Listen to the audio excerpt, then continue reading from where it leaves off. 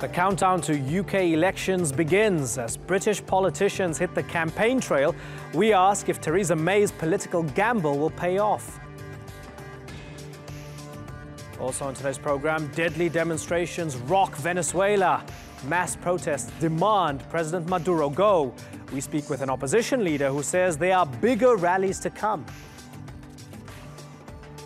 And music to the ears of Mosul. As Daesh is pushed out, a violin rings among the ruins.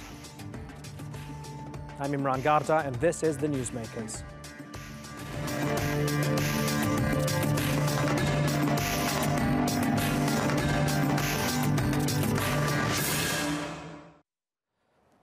It wasn't meant to happen for another 3 years, but now Britons are heading back to the polls in less than 50 days. The UK Parliament approved the Prime Minister's surprise call to hold elections in June, and campaigns are underway. So why so soon? Theresa May says it's about getting the vote out of the way early, so an election won't be looming as Brexit nears completion. But critics say it's now, as negotiations begin, that is critical for the UK to be united. Many see it as a chance for the Conservative Party to capitalise on high opinion polls and strengthen their hand before returning to Brussels. So, is the snap election for the good of the UK or just the ruling party? And will the gamble pay off, or is there a chance her plan could backfire? Today's Newsmaker is the UK election campaign, as we ask if Theresa May's move is a risky bet or a political masterstroke.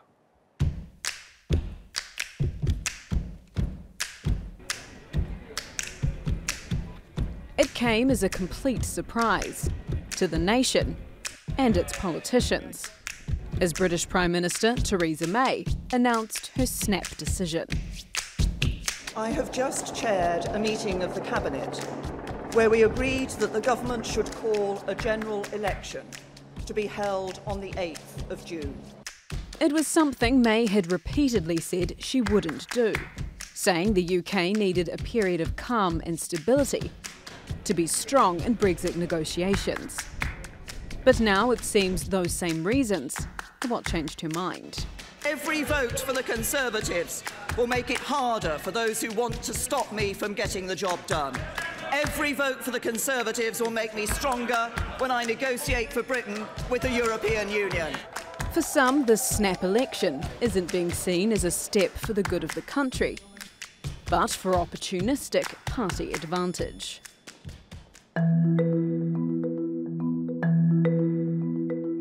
The latest opinion polls give the ruling Conservatives a commanding lead.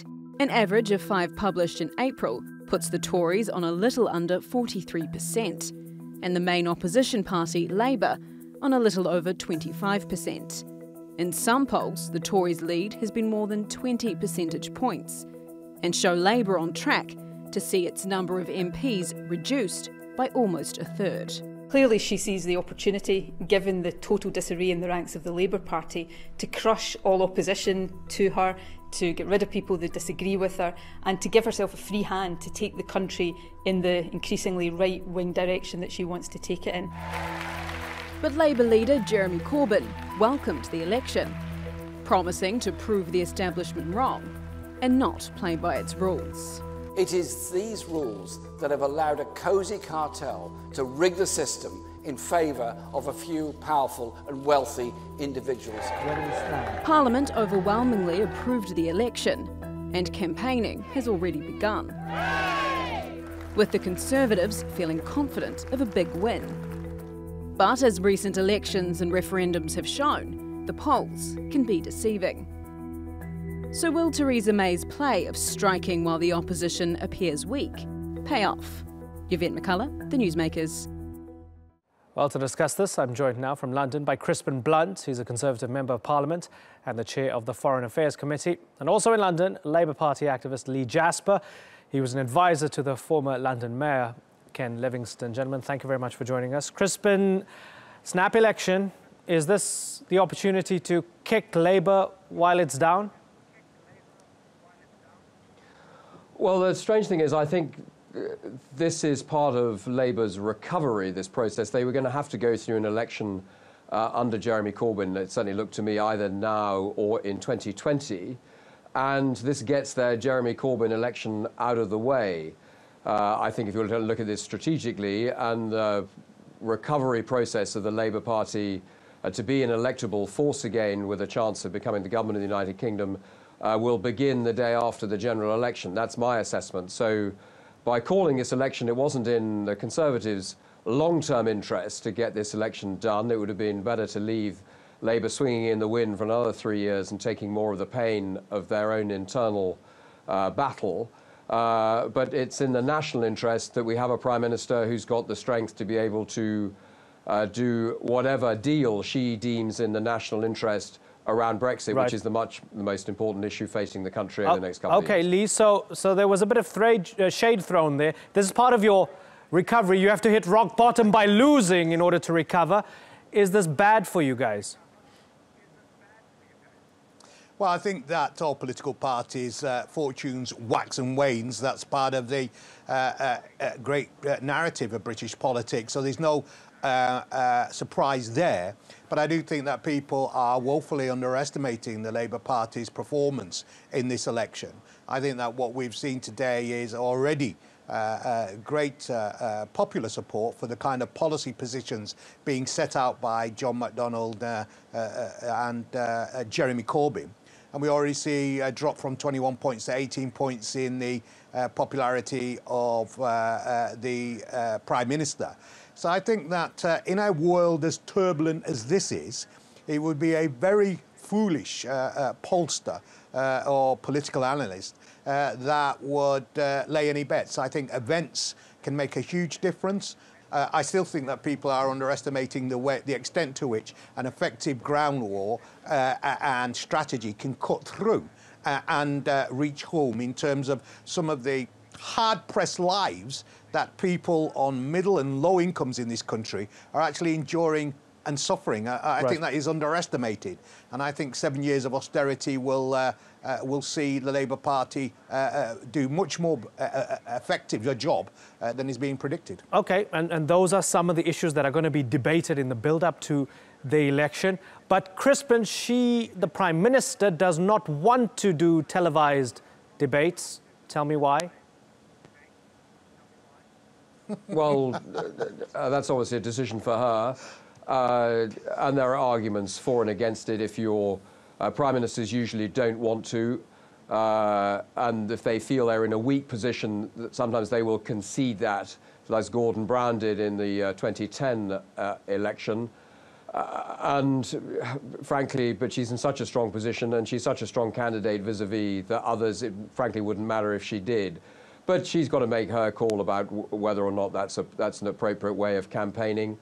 And anyone who saw Prime Minister's questions yesterday, where one was almost feeling sorry. Well, I was feeling sorry for the leader of the opposition, Jeremy Corbyn. He's so outclassed, and with such difficulty behind him, that it was a really awful experience. And I'm not sure I would inflict those television debates on people anyway, out of their own interest of the watching public. Crispin, tell me... And mercy for Jeremy. Yeah, but tell me why those who might be on the fence should trust the Prime Minister, given that she said she would not call for an election and now she has. Well, the decision to call an election will have been one taken because of her assessment of the national interest around her hand in negotiating the UK leaving the European Union. It's going to be a very difficult negotiation to get home.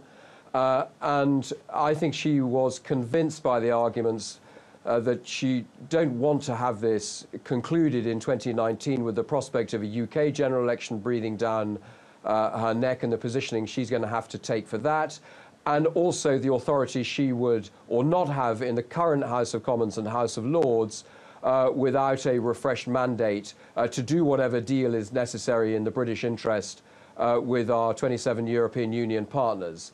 And knowing her, it will have been those arguments that will have been conclusive with her. I think if this was just about the politics in the UK, we could have let this run and allow Labour's long night of the soul to continue for another 3 years. And as I said earlier, I think this this will accelerate the prospect of recovery for the Labour Party in the medium to long term. But for her, it would have been the national interest that would have decided that she needed a stronger mandate and a negotiating position with our 27 partners. Lee, doesn't that sound reasonable? She needs a refreshed mandate and she needs to be in a stronger position to negotiate the pretty tough negotiations with the European Union, get Article 50 done and out of the way, and sort this out with a renewed mandate. It sounds pretty reasonable. It does, except it masks a cynical attempt by the Conservative Party to place party political interest over national interest. We think that certainly you asked a question about Theresa May and the TV debates. It is with remarkable hubris come to mind when I listen to Crispin, because according to him, their deal's done, the horses have crossed the finish line, and they're perfectly confident in their leader. I think anybody who avoids TV debates, particularly in a 21st century, is almost an analog politician in a digital world. I think that it's remarkable she's not prepared to face Jeremy Corbyn on the other matter of preparing ourselves for the Brexit elections. Well, of course, the numbers in the House of Lords won't change as a consequence of a general election. In any event, I think that this description of meeting this sort of rugged constitutional resistance in both the upper and lower house is frankly rubbish. She got a massive endorsement from the House of Commons for Article 50, and despite what's being said about the House of Lords, they were pretty tame, in my view, in relation to what they were seeking, really just a bit of reporting back, if you please, on the deal. So I think she's overblown that, and I think what we're seeing is a Tory party that has placed its own party narrow sectional self-interest above that of the wider community, wider nation in relation to the approach to Brexit. Yes, we do need to be in a stronger position in relation to Brexit, but we don't do that by sabre-rattling to our European partners. We don't do that by leaving a question mark over European citizens and using them as a cynical bargaining chip. And this Prime Minister should be called the Queen of U-turns, because she spins round in 360 degrees on key policy statements where she's absolutely adamant about the direction of travel, and within 48 hours you can be heading in another direction. Okay, so let me ask you, Crispin, the fact that Lee used the word hubris, he feels that you guys are treating this as a foregone conclusion. We saw the Remain camp do that before Brexit. It can come back to bite you in the backside. Are you aware of that, or are you taking this victory for granted? Yeah, of course we are, and that's the big. No, that's the big danger to the Conservative Party, is the position looks so strong and our leader looks so convincing compared to the potential alternatives that we might think this is a done deal. Of course it isn't. The electorate has a choice to make on the 8th of June, and the points Lee was making about the volatility of politics today is an important one, and we shouldn't discount the fact that the media will want a race, and they will, in that sense, be coming to the aid of the leader of the opposition parties, or the leaders of the opposition parties in Jeremy Corbyn and Tim Farron, to try and give them a platform, to try and make this look as though it's going to be a bit more competitive, and they may find their wind during the course of this campaign. And the Conservative Party has got to put its case to the country. It's a very strong case to put to the country, both economically and in terms of the negotiation over Britain's future relationship with our European Union partners. But we've got to make that case and not assume that it's a done deal. I couldn't agree more. OK, Crispin Blunt and Lee Jasper. Unfortunately, we are out of time. Good to talk to both of you.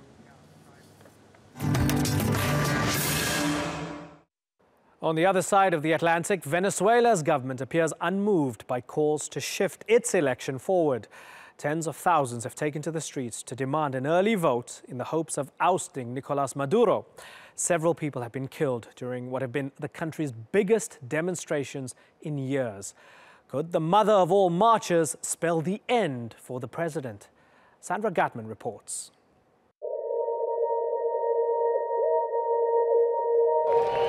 They're calling for change, justice, and early elections. We are seeking a democratic solution to a situation that is already out of hand. This is our second Independence Day. The opposition dubbed it the mother of all marches after 3 weeks of countrywide demonstrations against Venezuela's ruling party. President Nicolás Maduro staged a competing rally in the capital, Caracas. Pretendieron asaltar el poder y los hemos derrotado otra vez a los golpistas, a la derecha corrupta intervencionista. As anti-government protests grew, the police and armed vigilantes stepped in. 2 young protesters were shot dead, and hundreds of others were injured. But the opposition and the government blame each other for the violence.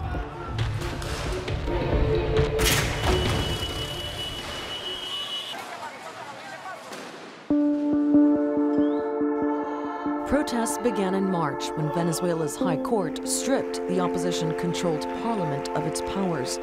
The decision was quickly reversed, but it was followed by a ban on opposition leader Enrique Capriles from holding office for the next 15 years.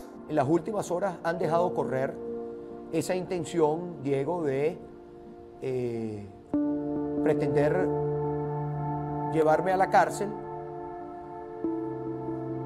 Con eso creo que no van a lograr frenar el proceso de cambio que anda buscando el país, más bien creo que van a acelerarlo. Polls suggest most Venezuelans do want change. Food and medicine shortages and soaring crime have fueled a sense of desperation, eroding support for the socialist revolution of late President Hugo Chavez. But efforts so far to engage the opposing fronts and peace talks have failed. The opposition are now focusing their calls on demanding general elections be brought forward from late 2018. On Wednesday, Maduro told supporters he's ready to go to the polls. Y quiero que el pueblo se prepare para ganarla en paz y con votos. Yo quiero que nos preparemos para tener una victoria electoral pronta.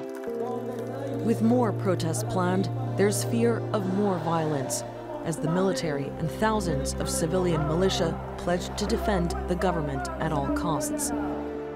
But the demonstrators say they'll stay on the streets, confident that momentum is on their side.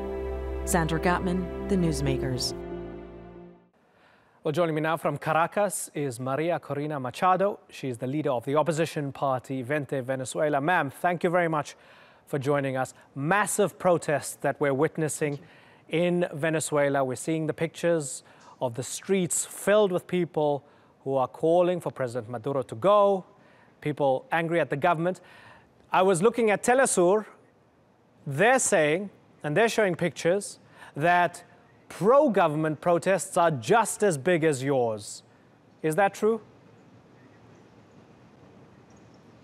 Well, absolutely not. And I would like to let you know that it's almost no private media today in Venezuela also telling the truth. Fortunately, there is international media that is letting the world know what's truly happening in Venezuela. We yesterday leave probably the biggest demonstration ever in our history. It was millions of people throughout our country peacefully protesting and demanding for a peaceful and democratic transition and to stop the brutal repression that we've seen in the last hours taking place throughout our country. Is this just about one man, or is it about a system? It is about the regime, in fact. It is about a regime that has been in place for almost 20 years, that has lived through the highest and longest oil boom in our history, but has brought hunger, violence, and misery to Venezuela. Today, over 80% of our population live in poverty, and you can see young children around our country starving in the garbage, looking in the garbage to get some food. So it is obvious, finally, for the international community that this regime is not only a dictatorship that violates massively and systematically human rights, that tortures political prisoners, that shoot body to young men and students in the streets, that, as I said, has censored the media, the independent media, but that has decided to move ahead with repression, radicalization of their procedures, and that once again has decided to keep on advancing in its with its links to international crime, narco traffic, and all other mafia networks. As I say, finally, we see the international community calling things by their name. We've seen the European Union, the Organization of American States, as well as Latin American governments warning Nicolás Maduro in terms of that repression will no longer be overlooked by the international community. And when they speak up, ma'am, he uses that as evidence that you and others in the opposition are colluding with international actors to try and get rid of him in a coup, not democratically, not on the streets, not among the Venezuelan people, but you're trying to get rid of him in a coup d'etat sponsored by the West and sponsored by international actors. Is any of that true?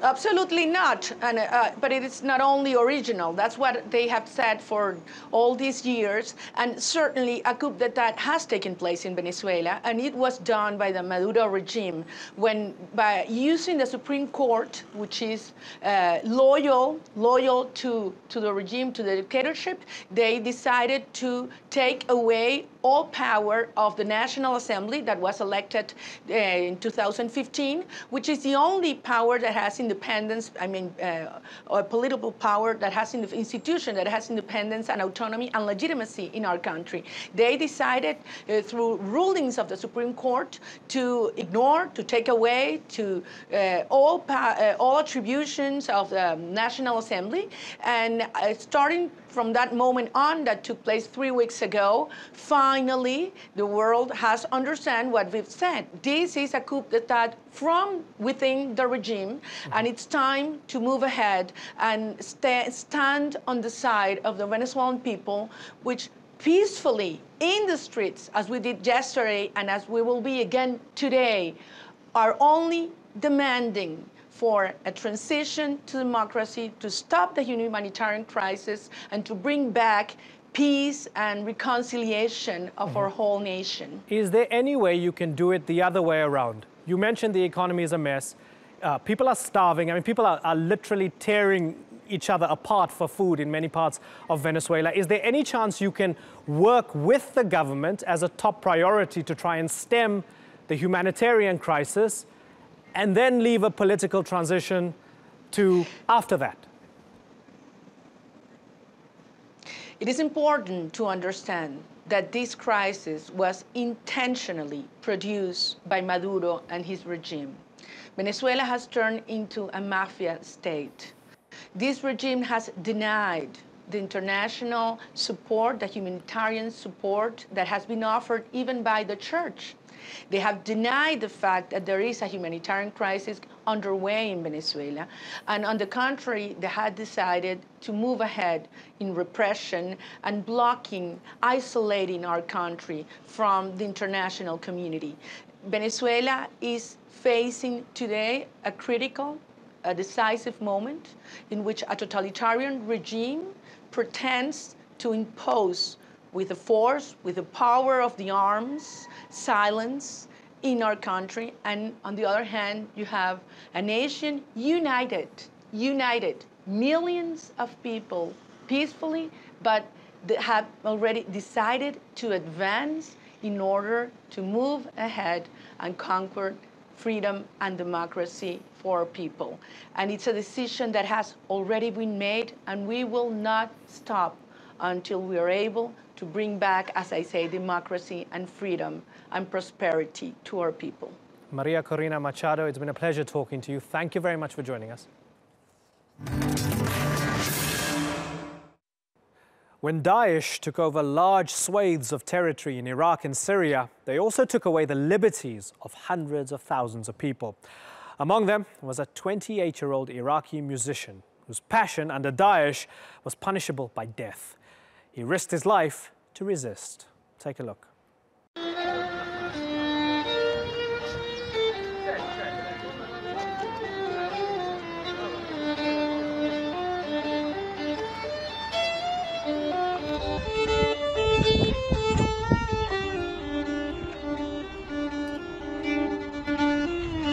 الناس كانت تحب الموسيقى بس تخاف تعترف بالموضوع. ليش؟ لأن اكو جهات خفية فايتة. احنا كنا رافعين هذا اللواء والراية انه احنا ضد. كنا معرضين للقتل.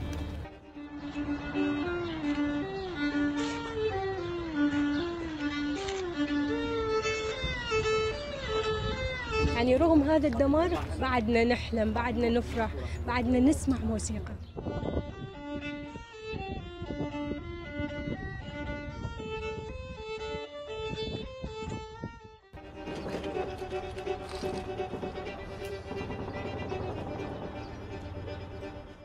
الموسيقى شيء جميل وكل شيء يكره الموسيقى هو قبيح. That's all for this edition of the Newsmakers with me, Imran Garda. Thank you for watching. Bye-bye.